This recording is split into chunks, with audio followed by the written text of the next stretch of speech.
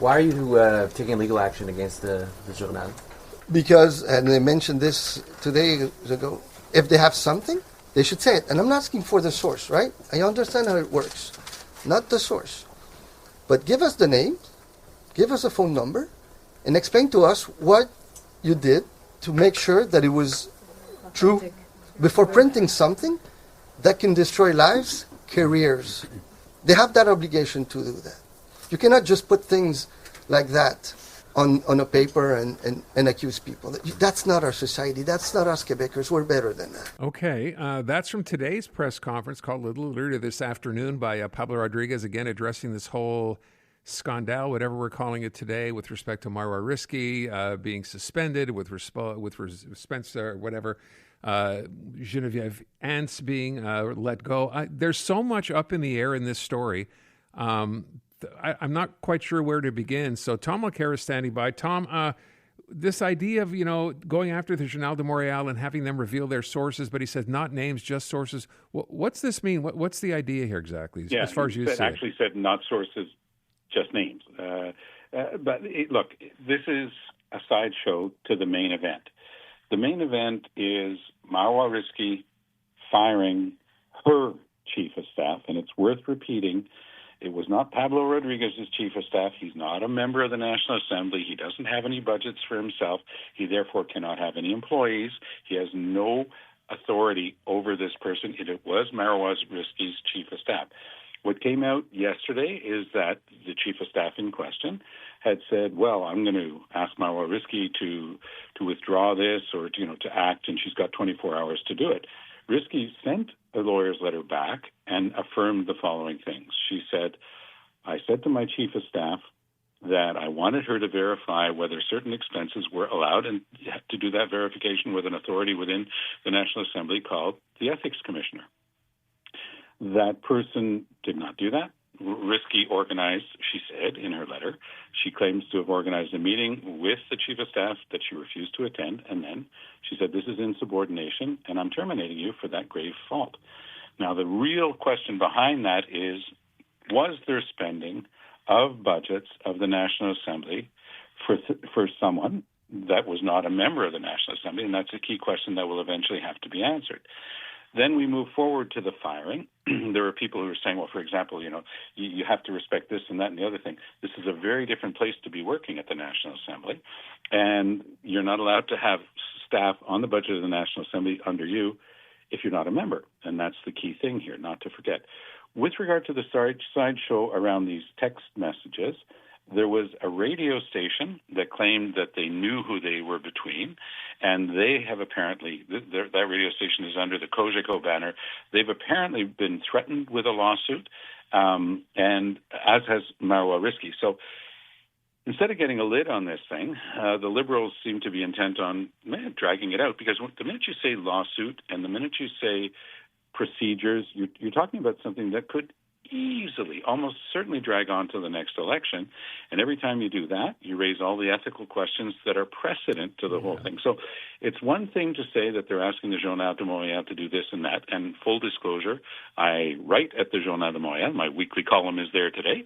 And it has to do with this.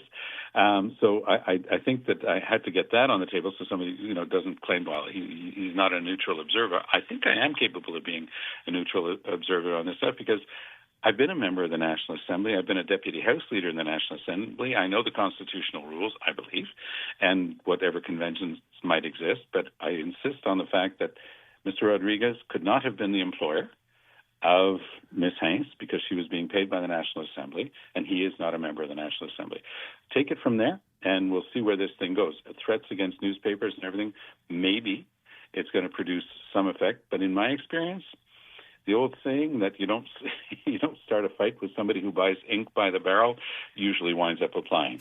So, we forgot in I think, Tom, at the beginning of this was all about Marois Risky. Then the issue came up with this alleged money being paid, et cetera, et cetera. Where does this leave her? Because it's taken her a couple of days. Lawyers were involved in this now. The last I saw, the letter from her lawyer suggested that Ms. Ants was fired for insubordination. That's it. What do we take that to mean? Well, What she says in that letter is that she was worried that some of the spending that was being done, presumably around Mr. Rodriguez, and that's the way I read it, was not in conformity with the rules of the National Assembly. So she went to her chief of staff and said, "Look, I want you to check this out with the ethics commissioner. We've got to be super clean on this stuff." And she refused to do it. And then she met her. She apparently asked her more than once, and then she set up a meeting to discuss it specifically.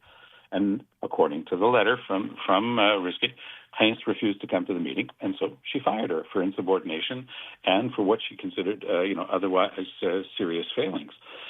So there are three different elements to this thing. One is what happened before it all. What gave rise to the firing? And that's a really pertinent question that has to be answered. Was all the money always being spent in conformity with the rules of the National Assembly? According to the version of the person who had been chosen to lead the Liberals while Rodriguez was not in the House, she's saying no, she was worried about that, and they refused to check. So that's one thing. Then this bit about the text messages, which is a bit of a sideshow in the whole thing, but there was a reference in there to perhaps giving people money to vote for Rodriguez. That was at least the allegation. That's what Rodriguez seems to be reacting to when he says he wants the Journal de Montréal to give him this and not that. Again, I mean, how far is that actually going to go, and is it going to just drag on until the election? My thinking is it probably will. And then at the end of it, it's just a question that's political. What are the Liberals going to do between the now and the next election, other than fight with each other and suspend each other from caucus? Are they ever going to talk about health care, and are they ever going to talk about education? Is anybody going to be listening, or are they going to be constantly reminded of a past era that they were trying to put behind them, where the Liberals dragged a lot of bad reputation with regard to ethical issues, because some of those ethical issues are not going to be solved by a lawsuit. There's a simple answer: was the spending correct or not? And I suspect, we know that Elections Quebec has already taken a look at this, because they said essentially, right now you can buy votes in Quebec, but it could be changed. But you can only buy votes with money that was given properly and accounted for properly. So I'm waiting to see somebody's accounting for their election campaign that says, we gave money to people to vote this way or that way. It's not going away in a hurry, is it, Tom? No, and you and I have just spent the better part of 10 minutes talking about it. Yeah. And anybody who has missed parts of this week will have a heck of a hard time following it. Well, don't worry, it's not going away. All right, let me move on and get to the next story. I mentioned we were talking a lot about Soraya Martinez-Ferrada. She was in yesterday for an interview on my show, which I thought she addressed so many issues. And I asked today what people thought so far. And reaction to her so far, Tom, has been extremely positive and perhaps not surprising. And then today she went and met with Francois Legault. And we know, of course, there's been a rather contentious relationship there in the past with our mayor. What do you make of what you've heard today? I think that Soraya Martinez-Ferrada is proving exactly what I said long before the election, that she had everything that it took to be a good mayor of Montreal. She's got an attitude and a preparedness that we haven't seen with the regime that was there before with Valérie Plante, and an openness to other people's ideas and a willingness to listen. And, her simple approach to her meeting with Legault was, as she said to you, look, I'm going to go in with solutions. I'm not just going to bring the guy problems and tell him to fix my problems. Right. And I think that that's a welcome change. And I think that she's off to a great start. She's very lucid about the difficulties that are before her. And she says it straight up. There are huge problems that she's got to solve. And she's going to work very hard on them. And everybody in Montreal wishes her well, because the city was really hard done by, especially during the second mandate of Valérie Plante. The whole business sector is really in the dumps, and the orange cones and the constant construction. The city is a mess, and I hope she's going to be able to pull it off and get us back on our feet. By the way, that entire interview, if you did not hear it or see it, is up on our website at CJAD800.com. Tom, real quick, Mark Carney set to depart the UAE. He's heading to South Africa for the G20. I think we talked to a reporter today, Jeremy Sharon, saying, you know what, this is significant. There's not been a Canadian prime minister there since 1983. How significant is this? Well, it's very important, because South Africa, of course, is one of the preferred targets of Donald Trump. And if we can shore up our relationship with South Africa, that's going to be great. With regard to the United Arab Emirates, again, on the table already a promise to invest $70 billion. People are going to keep an eye on everything involving human rights. Carney is showing a very pragmatic side, simply saying we need trade deals. So he sits down with India, despite the information that we had that India was involved in killing a Canadian on Canadian soil. He's going to be sitting down with other countries whose human rights records might be spotty, to say the least, and he's essentially saying, I'm going to be a pragmatist about this. The same way, and to people like me who are very environmentally conscious, it drives us up the wall. But he's basically saying, drill, baby, drill. We're going to sell oil and gas, and we're going to make sure that we've got enough money coming in to keep the country afloat. And all that, of course, in reaction to Donald Trump and his tariffs. So Carney has shown that he's got a very deep game. When he walks into a room, Trudeau had a lot of energy and sparkle when he walked into a room. When Carney walks into a room, whether it's in Beijing or in Johannesburg, guess what? He knows everybody in the room. Yeah. And that's the thing. And I think that's one of the reasons that he was elected. And we all want him to succeed. We also want him to make sure that he remembers that it's not only about the economy, it's also about social issues and the environment. But everybody wants him to succeed. All right, we will leave it at that. Tom, one last thing. You played hockey, I believe, growing up, did you not? Sure did. Yeah, Still do, but now it's poetry in slow motion. Well, it doesn't matter because I have a note here. I mentioned this to Robin as well. If you have time, if you would call the Canadians back, they're looking for a goalie this weekend.